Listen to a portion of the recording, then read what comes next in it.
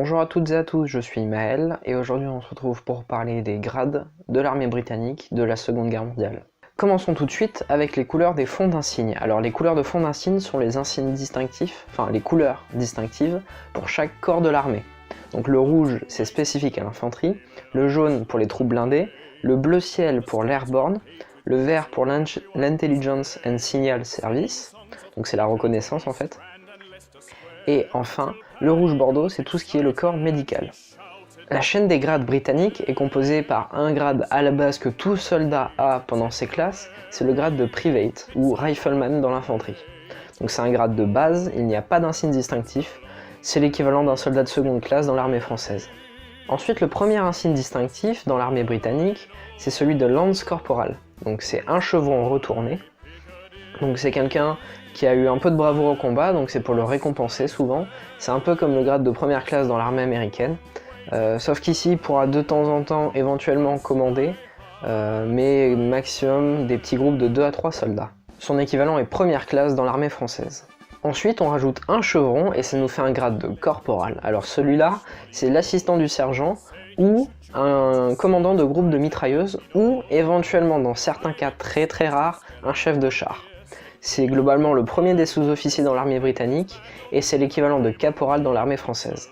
On en arrive à un grade commun à beaucoup d'armées, le grade de sergent. Donc là, c'est 3 chevrons retournés toujours dans l'armée britannique.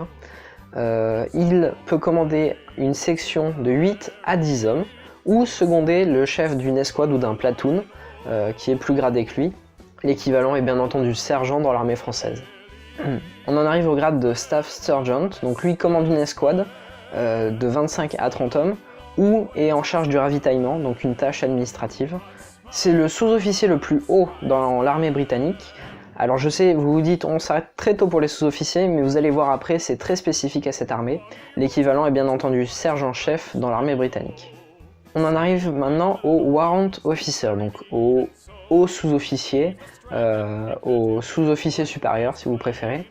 Et là, avec un grade qui existait entre 1938 et 1940, c'est le Warrant Officer classe 3 ou Platoon Sergent-Major. Donc l'insigne, on enlève les chevrons, on met juste la couronne. Malheureusement, il a été dissous, même s'il était souvent en charge d'un platoon. Et le sergent-chef, donc qu'on a vu avant, le Staff Sergeant, était souvent son second. Puis, tout au long de la guerre, il a existé 2 autres types de Warrant Officer, le numéro 2 et le numéro 1.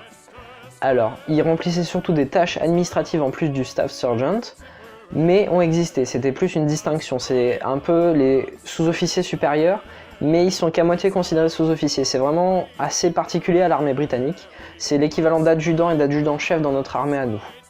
Le Warrant Officer numéro 2, aussi appelé compagnie sergent-major, possède un insigne d'une couronne, le même que précédemment, mais avec une feuille de laurier autour, et possède bien évidemment des tâches administratives en plus que celui de Staff Sergeant. On en arrive maintenant au Warrant Officer numéro 1, aussi appelé Regimental Sergent-Major. Il possède un insigne assez développé qui sont en fait les armoiries du Royaume-Uni. Il le porte toujours sur l'épaule et l'équivalent d'adjudant-chef dans l'armée française et souvent second d'un officier, en plus de remplir des tâches administratives que le Staff Sergeant ne remplit pas, comme pour le Warrant Officer numéro 2. Nous passons désormais aux officiers et on commence avec le second lieutenant, qui lui seconde en général un lieutenant, et son insigne devient commun aux officiers, c'est ce que j'appelle un pips, qui est cousu sur la patte d'épaule. C'est l'équivalent de sous-lieutenant dans l'armée française. On rajoute un autre pips sur la patte d'épaule et on passe à First Lieutenant. Lui, en général, est en charge du commandement d'un platoon. C'est l'équivalent de lieutenant dans l'armée française. En passant à 3 pips, nous passons au grade de capitaine. Celui-ci est souvent le second de celui qui commande une unité de plus de 120 hommes, ou aussi appelé dans l'armée britannique une compagnie. Il est l'équivalent de capitaine dans l'armée française. On enlève les pips et on passe à des couronnes. On met une seule couronne et on a un major équivalent de commandant dans l'armée française. C'est lui qui doit commander la compagnie ou remplir des tâches administratives. En rajoutant un pips sous votre couronne, vous en arrivez à lieutenant-colonel. Lui commande un bataillon sur une unité de 600 à 1000 hommes. Il est bien entendu l'équivalent de lieutenant-colonel dans l'armée française. On en arrive au dernier avant les officiers généraux. On a donc une couronne et 2 pips, c'est le colonel. Lui n'a pas de commandement prédéfini, c'est plus souvent un officier d'état-major. C'est bien entendu l'équivalent de colonel dans l'armée française. Pour commencer les officiers généraux, nous avons un rang un peu particulier, c'est celui de brigadier. Il possède 3 pips et une couronne sur sa patte d'épaule. a le commandement d'une brigade, soit 4 à 8 000 hommes, et bien entendu l'équivalent de général 2 étoiles dans l'armée française, et c'est là où on bug un peu, c'est parce qu'il n'a pas d'insigne de généraux, mais est l'équivalent d'un général dans les autres armées. Je sais, c'est bizarre, les Britanniques sont très chelous là-dessus, moi-même j'ai pas compris. Le premier grade de l'armée britannique qui possède général dans son nom est celui que je vais vous dire, major général.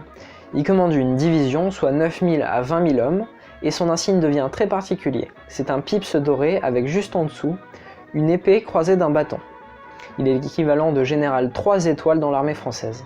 Le grade de lieutenant général est attribué à ceux qui commandent des corps, soit entre 75 000 et 150 000 hommes. Son insigne devient aussi très particulier puisque c'est une couronne dorée, similaire à celle de major, mais totalement dorée, avec toujours en dessous le bâton croisé de l'épée. C'est l'équivalent de général 4 étoiles dans l'armée française. On en arrive au plus haut grade des généraux avec le grade de général. Lui possède et le pips et la couronne dorée. Il commande une armée, soit 250 000 à 450 000 hommes, et l'équivalent de général 5 étoiles dans l'armée française. À la place de commander une armée, il peut aussi être présent dans un état-major. On en arrive au plus haut grade de l'armée britannique, Field Marshal. Lui possède un insigne très spécifique que je vous affiche juste ici. Il commande un corps d'armée, soit 250 000 à 450 000 hommes. Le plus connu d'entre eux est sûrement Montgomery, vainqueur en Afrique face à Rommel et instigateur de l'opération Market Garden en Hollande en 1944. C'est bien entendu l'équivalent de maréchal dans l'armée française. Voilà, c'est la fin de cette vidéo, j'espère qu'elle vous aura plu, malgré le fond qui est complètement naze.